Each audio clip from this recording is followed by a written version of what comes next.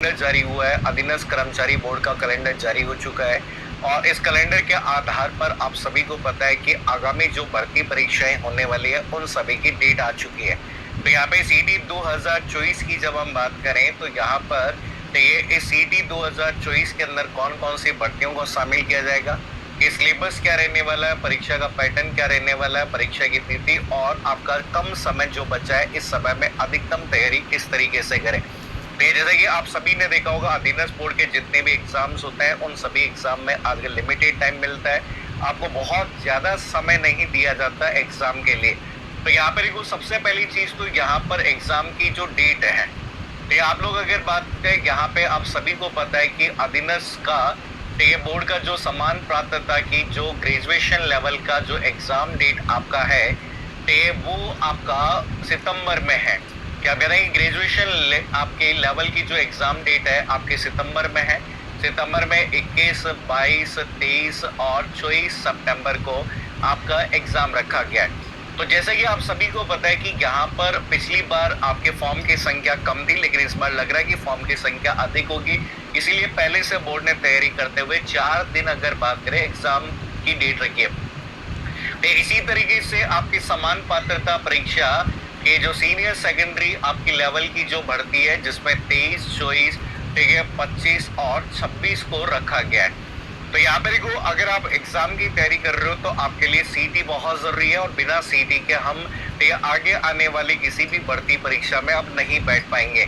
तो ये पटवार भर्ती परीक्षा के बारे में भी इस नोटिफिकेशन या फिर हम कहें कैलेंडर में कहीं भी नहीं दिया गया है। तो अगर आप पटवार, मुझे जहां तक लग रहा है कि आगामी जो पटवार भर्ती परीक्षा है वो भी सीटी में होगी।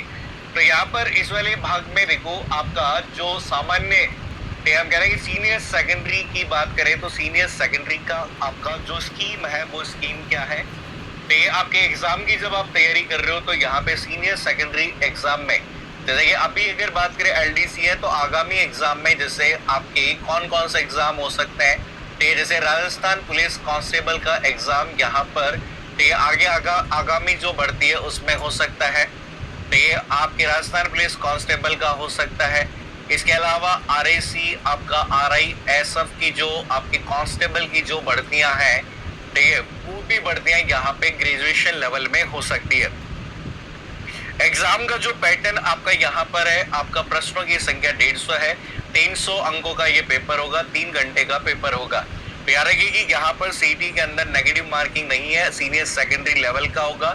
इसमें जो सब्जेक्ट है राजस्थान का इतिहास, कला, संस्कृति, साहित्य, परंपरा, विरासत, भारत, ठीक है, भारत और राजस्थान का भूगोल है, राजस्थान पर विशेष बल तथा राजस्थान की अर्थव्यवस्था, दैनिक विज्ञान, तार्किकी विवेचना, मानसिक योग्यता, सामान्य कंप्यूटर, अंग्रेजी कंप्यूटर और समसामयिक की घटनाएं। इन सभी का जो डिटेल सिलेबस है हम किसी वीडियो के माध्यम से भी आगे डिस्कस करेंगे। इसी तरीके से ग्रेजुएशन लेवल है और पूरी संभावना जताई जा रही है कि आपका जो पटवार का एग्जाम होगा वो आपके इसमें होगा। ग्रेजुएशन का जो सिलेबस जो दिया गया है वो समान रूप से आरएस प्री, हम कह रहे हैं कि जो आरएस आपका प्री का सिलेबस होता है वही है। यहाँ पे जो हम कहते हैं कि पीएसआई में जो जीके वाला पेपर होता है उसका सेम सिलेबस है। इस वाले पार्ट में पूरा डिटेल में सिलेबस आपका दिया गया है। इसमें भी 150 प्रश्न होंगे, 300 अंकों का होगा, 3 घंटे आपको मिलेंगे।